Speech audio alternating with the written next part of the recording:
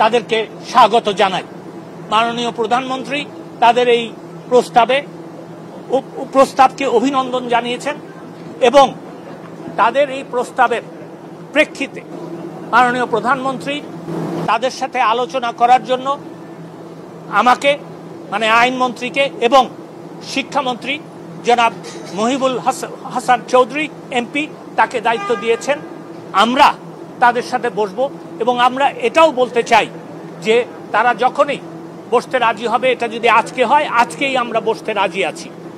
দ্বিতীয়ত, মাননীয় প্রধানমন্ত্রী আমাকে ঘোষণা দিতে বলেছেন যে এই আগামী 7ই অগস্ট 2024 সালে যে মামলাটা শুনানির কথা ছিল সেই মামলাটা শুনানিটা এগিয়ে আনার জন্য ব্যবস্থা নিতে আমি সেই মর্মে বাংলাদেশের অ্যাটর্নি জেনারেলকে নির্দেশ দিয়েছি যে আগামী রবিবার তিনি বাংলাদেশের সর্বোচ্চ আদালতে আপিল বিভাগে আবেদন করবেন যাতে মামলাটা শুনানির তারিখ তারা এগিয়ে আনেন।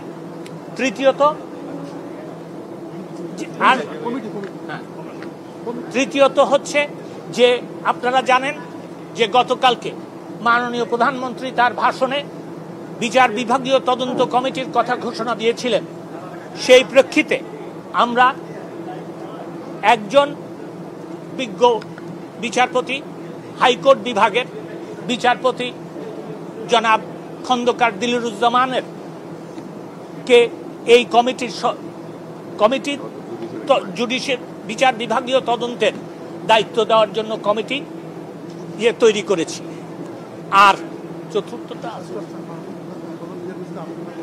না, মাননীয় এই প্রস্তাব মাননীয় প্রধান বিচারপতির কাছে যাবে। মাননীয় প্রধান বিচারপতি আমার বিশ্বাস নিশ্চয়ই সরকারের যেহেতু এটা দায়িত্ব তিনি সেই প্রেক্ষিতে মাননীয় বিচারপতি জনাব দিলরুজ্জামানকে না আরেকটা কথা ভুলে গেছি আমি এই প্রেক্ষিতে দেখেন আমরা দেখেছি এবং বিশদভাবে আমরা পরীক্ষা নিরীক্ষা পর্যালোচনা সবই করেছি।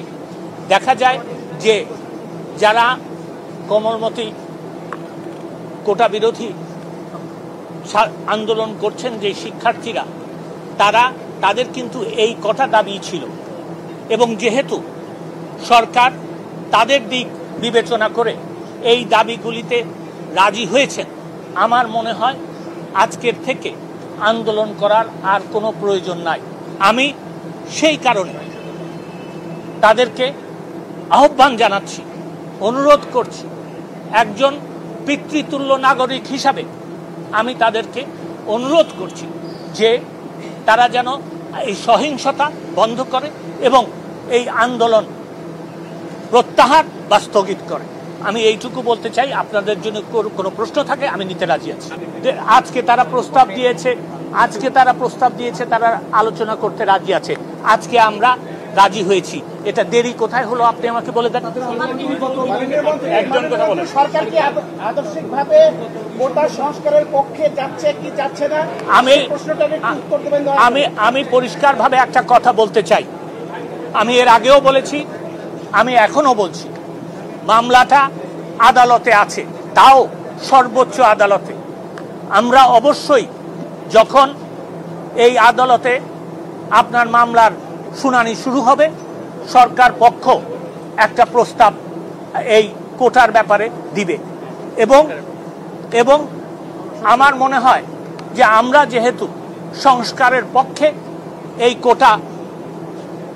এই প্রস্তাব দিব কোটা সংস্কার করার জন্য, সেই জন্য আপনারা বলতে পারেন যে আমরা কোটা সংস্কারের পক্ষে। এই যে আমরা যতটুকু জানি যে বিচার বিভাগের থেকে সর্বোচ্চ ক্ষমতার অধিকারী নির্বাহী বিভাগ, তো এই দেশের এত এরকম বাজে সিচুয়েশনের আগে নির্বাহী বিভাগ কেন সিদ্ধান্ত নিল না? বা আপনারা প্রথম কথা আমি আপনার প্রশ্নের জবাব দিচ্ছি এবং আপনার সাথে দ্বিমত পোষণ করে আমি জবাব দিচ্ছি। প্রথম কথা হচ্ছে যে দেখেন 2018 সালে মাননীয় প্রধানমন্ত্রীর নির্দেশে কিন্তু কোটা বাতিল করা হয়েছিল। এই বাতিলের যে পরিপত্র ছিল সেটার বিরুদ্ধে মুক্তিযোদ্ধাদের সন্তানেরা হাইকোর্ট বিভাগে গিয়েছিল। কোটা আন্দোলনকারীরা কিন্তু তখন কোনো পক্ষভুক্ত হয় নাই। তারপরে যখন রায় হলো তখন কিন্তু তাদের আন্দোলন শুরু হলো, তখনও কিন্তু তারা আপনার এই ইয়েতে আদালতে যায় নাই। তারা আদালতে গেছে, আমি আগেও তাদেরকে সাধুবাদ জানিয়েছি, আজকেও আমি তাদেরকে সাধুবাদ জানাচ্ছি। এইটা কিন্তু আদালত যখন এই রায় দিয়েছে তখনই এই প্রশ্ন এবং এই আন্দোলনের শুরু হয়েছে। আমি শুধু এইটুকু বলবো যে তাদের আন্দোলনের প্রেক্ষিতে তারা তাদের বক্তব্য বলেছে, আন্দোলন বন্ধ করার জন্য আমরা তাদেরকে অনুরোধ করেছি এবং আদালতে যেতে অনুরোধ করেছি। আদালতে তারা গেছেন, আদালত সিদ্ধান্ত নিলেই আমরা সেটা করতে পারি। বাংলাদেশে আইনের শাসন আছে। আদালতে আপনারা খতিয়ে দেখতে পারেন ইতিহাস, আদালতে যখন কোনো প্রশ্ন ওঠে তখন কিন্তু আদালত যতক্ষণ পর্যন্ত সেটা শেষ না করে ততক্ষণ পর্যন্ত নির্বাহী বিভাগ কোনো এটা নেয় না, সিদ্ধান্ত নেয় না।